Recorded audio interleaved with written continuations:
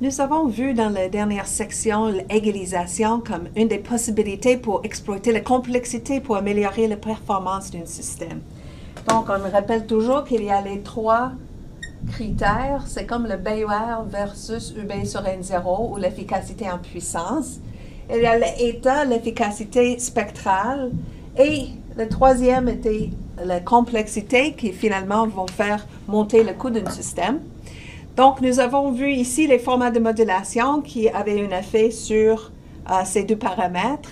Et maintenant, peu importe la modulation qu'on va choisir, on peut utiliser l'égalisation pour améliorer le système ou on peut utiliser les codes correcteurs d'erreur. Donc, dans la prochaine section, jusqu'à la fin du cours finalement, nous allons discuter comment est-ce que les codes correcteurs d'erreur, comment est-ce que ça marche, et c'est quoi nos options, comment les exploiter, c'est quoi les compromis à faire entre l'amélioration soit d'efficacité spectrale ou soit de l'efficacité en puissance en utilisant les codes correcteurs d'erreur. Donc, on commence avec une introduction au sujet des codes correcteurs d'erreur qui en trouve dans le chapitre 6 de notre texte de Sklar. Donc, nous allons discuter premièrement les codages temporels et les codes orthogonaux. Après ça, nous allons brièvement couvrir les modèles de canal et les définitions de taux de code et l'idée de la redondance qui est introduite avec un code correcteur d'erreur. Et finalement, quelques exemples de comment ça marche un code correcteur d'erreur en termes de mathématiques pour la correction. Donc, notre but avec le codage, c'est surtout d'améliorer l'efficacité en puissance. Donc, d'améliorer la probabilité d'erreur. Mais pour le faire, il faut essentiellement accepter une expansion en largeur de bande. Donc, c'est un échange facile. Pour ça, on peut par exemple utiliser les codes orthogonaux. Donc, un exemple sera la modulation FSK. C'est une modulation qui était orthogonale, mais on peut aussi utiliser des codages à la place. Notre objectif avec un code qui corrige les erreurs, mais première partie, c'est de détecter les erreurs. Une fois qu'ils sont détectés, on peut passer à comment les corriger. Mais on peut arrêter simplement à l'étape de détecter des erreurs. Dans ce cas, la stratégie sera d'utiliser le renvoi d'informations pour finalement avoir une communication fiable. Donc, on va vivre avec simplement la détection d'erreurs. Comme ça, je vais savoir et je peux redemander ou demander la retransmission. Mais si je passe à l'étape plus importante, sera de corriger les erreurs. Donc, il y a plusieurs types de codes pour corriger les erreurs. Il y a les codes en bloc et les codes convolutifs. Et nous allons voir dans cette section les codes convolutifs. Les codes en bloc sont très populaires, c'était juste une question de temps. Les meilleurs codes minimisent cette idée d'avoir une expansion en largeur de bande. Donc, pour améliorer le BUR versus un B0, j'aurai besoin d'un peu d'expansion en largeur de bande, mais plus d'expansion dans les coûts, parce que ça va coûter une certaine complexité pour arriver à corriger les erreurs. Donc, on va commencer avec la définition du terme de le taux de code, ou en anglais, the code rate. Donc, on va commencer avec un exemple simple. Supposons que nous avons un encodeur en bloc. Un encodeur en bloc, il va prendre un bloc de k bits, ils sont les données de k bits, et il va sortir par k, n plus grand que k, il y aura n bits qui sort. Donc, imagine que j'ai ici k bits dans un bloc, et je vais ajouter à ça d'autres bits. Ce sont les bits de parité, donc n moins k. Et en total, j'aurai n bits que finalement je vais envoyer dans nos transmissions. Donc, il y a une certaine redondance. La redondance, c'est l'extra que j'ajoute. Ici sont les données qui sont utiles. Ici sont les bits de parité, on dit. Et ces bits-là, sont une fonction des données. Ils sont basés sur ces données, mais ils ne sont pas indépendantes de ce qui est ici. Ces bits des données vont déterminer c'est quoi la parité que j'ajoute. Donc, c'est une redondance, une fonction qui est une fonction des données là. Donc, en pourcentage, n-k, c'est les bits ajoutés divisés par le nombre de bits qui sont utiles. Le taux de code, par exemple, c'est ce rapport de k divisé par n. Donc, je commence par 5 bits, je finis par 7 bits. 5 sur 7 sera le taux de code. Donc, pour envoyer exactement la même information dans le même temps, donc imagine que ça, c'est le temps de, je dis bit ici, donc ce sera k fois tb. Donc, ça, c'est le temps pour transmettre ça. Mais finalement, j'aurai besoin de plutôt n fois tb. Donc, si je veux respecter le même taux binaire, si je veux fixer le taux binaire, à ce moment-là, je suis obligé d'augmenter le taux de transmission. Donc, pour maintenir le même taux binaire, il faut que j'envoie n bits dans le même temps que j'aurais envoyé k bits dans l'ancienne approche. Donc, il faut que je change le tb après d'avoir fait cette expansion, d'ajouter la redondance. Donc, il faut que je envoie les informations plus vite, si TB va être plus petit, ça veut dire qu'il y aura une expansion en largeur de bande. Donc, pour fixer le taux binaire et utiliser une redondance pour un code, j'aurai une expansion en largeur de bande et l'expansion, c'est juste l'inverse du taux de code. Donc, par exemple, si j'ai 7 bits versus 5 bits, il faut que j'envoie l'information 7 divisé par 5 fois plus vite. Donc, c'est ça notre expansion. Donc, nous avons vu l'idée d'un code qui ajoute la redondance et qu'il y a un prix à payer qui est l'expansion en largeur de bande. Je vais commencer avec une modulation, un codage qu'on peut interpréter comme une modulation qui est très simple, pas très performant, mais très simple. Donc, ça va nous permettre au moins de parler de quelques enjeux pour les codes correcteurs d'erreurs. Donc, je commence avec cette discussion de la modulation Hadamard. Donc, l'idée de modulation Hadamard, c'est de créer une modulation orthogonale. À date, la seule modulation orthogonale que nous avons vue était Lon of King et le FSK. Et le FSK était une modulation orthogonale parce que chacune des fréquences était assez séparée pour que ce soit orthogonal l'une de l'autre. Donc, on peut utiliser des formes d'ondes qui vont nous permettre d'avoir une orthogonalité dans le domaine temporel. Le FSK, c'était une orthogonalité qui était atteinte dans le domaine fréquentiel, mais on peut faire une opération pour l'atteindre dans le domaine temporel. Pour le voir, nous allons commencer avec un exemple ici. Donc, nous avons 4 formes d'ondes ici et je vais associer avec les 4 formes d'ondes, ça veut dire que je peux coder 2 bits.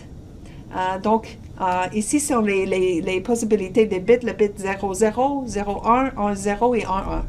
Et je vais allouer à chacun de ces paires de 2 bits une de ces formes d'ondes. Donc, je peux interpréter ça comme un codage parce que regarde les formes d'ondes spécifiques que j'ai choisies. Ce sont des formes d'ondes qui sont constantes par morceau. Donc, ce soit 0 ou 1. Moins 1 ou 1. Moins 1 et 1. On commence avec tout moins 1.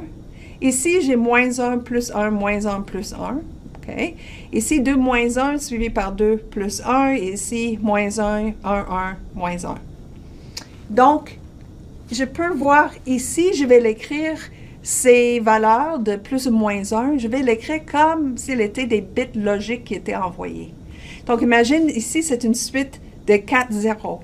4 moins 1, donc comme pour le BPSK.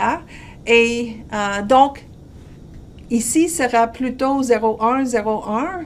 Donc, je peux interpréter l'exploitation de cette forme d'onde spécifique comme un genre de codage. Donc, c'est pour ça que des fois, je vais le dire, c'est une modulation. C'est une modulation parce qu'il y a 4 symboles et chaque symbole a un S qui est différent. Donc, ça, c'est S1, S2, S3, S4 et ça, c'est 4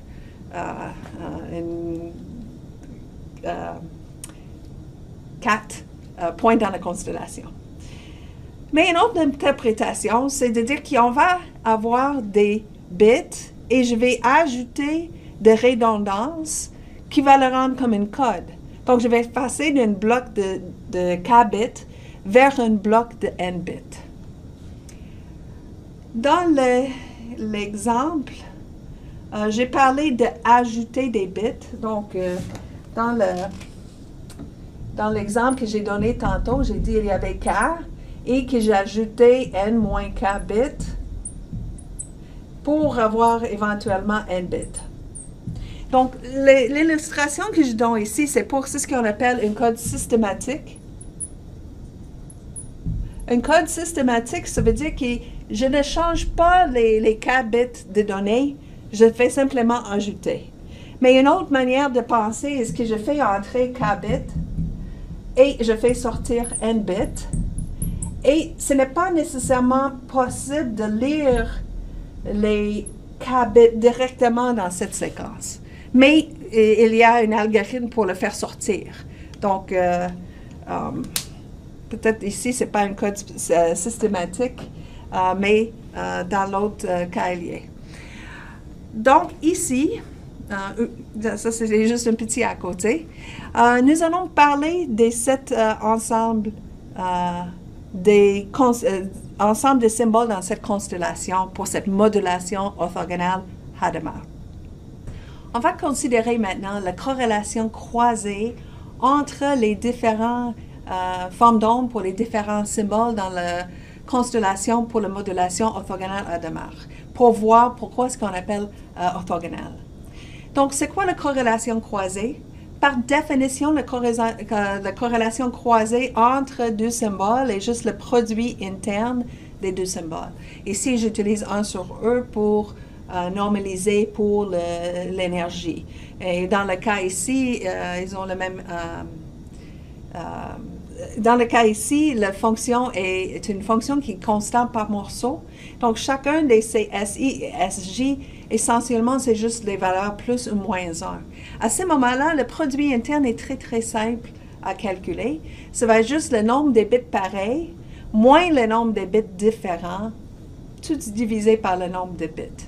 Donc, ça, c'est la définition de la corrélation croisée pour des symboles qui sont constants par morceau. Donc, si on retourne en arrière pour voir les différentes formes d'ondes, et on remarque ici, c'est quoi le nombre qui sont pareils, le nombre qui sont différents. On voit qu'il y a 2 pareils, 2 différents. Entre ici, il y a 2 pareils et 2 différents, etc. Donc, on peut prendre n'importe quel d'eux et nous allons trouver que c'est toujours que le nombre des bits pareils est égal à le nombre des bits différents. Ça veut dire que le numérateur ici va être 0. Donc, la corrélation croisée entre chacun des paires des symboles est 0, ou une autre manière de dire, étant donné que le produit interne de chaque paire de symboles est nul, ça veut dire que les symboles sont orthogonaux l'un de l'autre. Donc, c'est une autre manière de calculer l'orthogonalité entre les symboles. Bien sûr, j'aurais pu aussi dire que le produit interne entre S1 et S2 sera par définition l'intégrale de 0 à le temps d'un symbole de S1 dt, S2 dt, dt. Ça, c'est aussi valide et je peux calculer cette intégrale, ça va me donner toujours 0. C'est juste plus simple de voir avec ce concept d'une fonction constante par morceau. On peut poser la question, c'est quoi la probabilité d'erreur de symbole pour une modulation orthogonale Hadamard? Ah, ça c'est facile, je n'ai rien à calculer. Pourquoi? Parce que j'utilise la représentation dans l'espace du signal. Et je sais que c'est un espace orthogonal, que chacun des symboles est orthogonal à l'autre. Donc, à ce moment-là, j'ai déjà fait toute l'analyse et je peux voir ici que la probabilité d'erreur, c'est juste exactement la même équation que nous avons développée pour le FSK. Parce que finalement, la représentation dans l'espace de signal est pareille pour la modulation orthogonale dans le domaine temporel, une modulation orthogonale dans le domaine fréquentiel. Donc, voici l'équation pour la probabilité d'erreur. Donc, nous avons discuté pour le FSK déjà cette idée qu'on va avoir une meilleure performance plus que M est grand. Donc, c'est une performance qui est améliorée avec M plus grand à cause de ce terme. Donc, le terme log de M multiplie la UB sur N0. Donc, plus que M est grand, plus que on va faire diminuer la probabilité d'erreur. Par contre, il y a une efficacité en largeur de bande. Et l'inefficacité, c'est autre cause de ce facteur aussi, de log de M. Donc, on va diviser par M, mais on va multiplier par log de M. Donc, la probabilité d'erreur va empirer avec chacun valeur de M, parce que le M dans le dénominateur croît plus rapidement que le logarithme dans le numérateur. Donc, on peut dire que il y a k bits sans codage. Donc, on a une certaine M avant le codage. Et après, bien sûr, nous allons avoir le codage. Nous allons ajouter des bits. Et ça va faire agrandir M, qui va améliorer la performance, mais qui va faire chuter l'efficacité spectrale. Donc, quand on a cette interprétation que la modulation orthogonale Hadamard, mais c'est simplement une expansion, on commence avec k bits, on finit avec n bits. Donc, à ce moment-là, on voit l'échange directement dans ces deux équations. Comment est-ce qu'on va échanger l'efficacité spectrale pour l'amélioration de probabilité d'erreur? Donc, il n'y a pas de différence que le FSK. Finalement, on avait le même échange possible pour pas utiliser de codage, mais juste changer la collection de symboles pour la modulation. C'est un peu la même chose. Donc, comme je dis, ce n'est pas une forme de modulation qui est hyper intéressant. On n'a rien introduit qu'on n'a pas vu déjà. Sauf que je pensais que c'était intéressant quand même de voir un autre type de modulation orthogonale. Donc, on n'avait pas juste la chance d'utiliser la fréquence comme une modulation orthogonale. Donc, on n'est pas obligé de passer à travers cette idée d'un récepteur avec une banque de filtres de fréquences. Donc, on peut aussi avoir un récepteur qui est basé sur une orthogonalité dans le domaine temporel. Donc, pour continuer pour les codes orthogonales et les Hadamard, il est très doué comme une approche quand même. C'est un échange où on paie beaucoup en efficacité spectrale, mais on gagne beaucoup en la probabilité d'erreur. Donc, il est possible de généraliser, c'est ce que j'ai présenté pour le cas de 4 symboles, pour le générer pour n'importe quel nombre de symboles. Donc, on peut jouer avec M autant qu'on veut. Ce n'était pas unique, cette idée des 4 symboles. Donc, il y a une manière réglementée pour générer différentes formes d'ondes pour différentes valeurs de M. Donc, on commence avec ce qu'on appelle les matrices de Hadamard. Le cas binaire, la première matrice de Hadamard est 2 par 2 avec 0, 0 dans la première rangée, 0, 1 dans le deuxième. Donc, on interprète ça comme on va envoyer la séquence 0, 0 pour la logique 0 et la séquence 0, 1 pour la logique 1. Donc, 2 formes d'ondes pour le cas binaire. Un qui est constant égal à plus 1 et l'autre qui est plus moins 1. On peut voir facilement que le produit interne est égal à 0, qui sont orthogonaux l'un de l'autre. Donc, cette idée de quelles sont les formes d'ondes, je peux écrire dans la forme matricielle. Donc ici, la forme matricielle pour représenter ces deux formes d'onde. Donc, à partir de cette première matrice H1, j'ai des équations récursives pour chercher toute autre matrice d'Adamar. Donc, par exemple, la H2, le deuxième, l'ordre 2, je cherche à partir de la première matrice 2 par 2 et je mets la même matrice en bloc dans les 3 positions et dans la 4e position, je mets le complément. Donc ici, c'est notre H1, c'est 0, 0 et 0, 1. Et je le répète dans 3 positions. Donc 3 matrices en bloc. La 4e matrice en bloc, je prends juste le complément. Donc où est-ce qu'il était 0, elle est maintenant 1, etc. Donc maintenant, je vois exactement une représentation matricielle des 4 formes d'ondes que j'ai présentées au départ. Donc voici le deuxième. Et cette approche est l'équation récurrente que je peux utiliser pour générer le prochain exemple. Oh, voici, c'est la forme d'onde qui correspond à ça. On voit les 4 zéros, c'est la première rangée. Alterne 0, 1, c'est ce qu'on voit ici. Donc, Hn plus 1, on utilise la même approche. Matrice en bloc, répétée 3 fois. 4e matrice en bloc, c'est juste le complément de l'origine. Et avec cette méthodologie, on peut confirmer que quand nous allons regarder n'importe quelle deux rangées, il va toujours avoir le nombre de bits pareil égal à le nombre de bits différents. Donc, ils vont toujours avoir un ensemble orthogonal. Voici la version H3. Et on voit ici une 4 par 4, 4 par 4, 4 par 4. Et on finit par une matrice qui est 8 par 8. Encore une fois, l'efficacité va diminuer, l'efficacité spectrale avec chaque valeur dans cette matrice. Je peux aussi prendre cette équation et voir un peu dans cette idée de codage.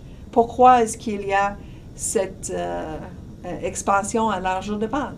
Donc, au lieu d'envoyer juste 3 bits, qui sera le log de m, au lieu d'envoyer juste 3 bits, j'envoie plutôt 8 bits, donc m.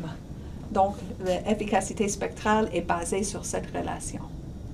Donc, on peut passer de probabilité d'erreur d'un symbole versus la probabilité d'erreur par bit. On utilise le même développement qu'on a fait pour la FSK, mais finalement, on a dit c'est pour n'importe quelle modulation orthogonale. Donc, une modulation orthogonale a la relation que la probabilité d'erreur d'un bit divisé par la probabilité d'erreur d'un symbole est égale à m sur 2 divisé par m moins 1. Donc, à ce moment-là, c'est presque une demi pour grande M.